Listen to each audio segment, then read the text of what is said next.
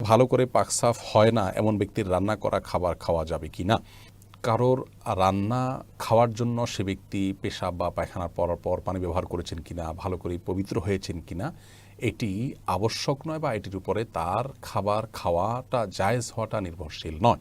এটি আপনার রুচির ব্যাপার একান্ত। কেউ পেশাব বা মলত্যাগের পর তিনি যদি ভালো করে সাবান দিয়ে হাত না ধোন, তিনি যদি ভালো করে পরিচ্ছন্ন না হন, তাহলে সেক্ষেত্রে আপনি তার খাবার খাওয়া না খাওয়াটা একান্ত আপনার রুচির ব্যাপার। আপনার রুচি যদি না কুলে আপনি খাবেন না, রুচিতে কুলালে আপনি খেতে পারেন।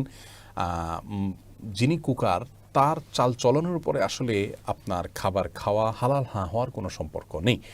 অনেকে বিশেষ করে গ্রামাঞ্চলে দেখা যায় যে এটা নিয়ে বাড়াবাড়ি করেন, বলেন যে অমুকের হাতের রান্না খাবো না, কারণ আমি জানি না সে পেশাব করে পানি ব্যবহার করে কিনা, তিনি টয়লেটে ভালো করে পরিচ্ছন্ন হন কিনা। মূলত এরকম কোনো কিছু শরীয়ত আমাদেরকে নির্দেশ করেনি। তবে হ্যাঁ, আপনি যে খাবারটা খাচ্ছেন সে খাবারটা হালাল কি হারাম, এটা হলো মূল বিষয়। খাবারটা যদি হারাম হয়, আসলে যদি কোনো নামাজি ব্যক্তি আপনার খুব পরিচ্ছন্ন আপনার পরিষ্কার হয়ে আপনাকে রান্না করে দেয়, প্রস্তুত করে দেয়, সেটাও আপনার জন্য খাওয়া জায়েজ হবে না।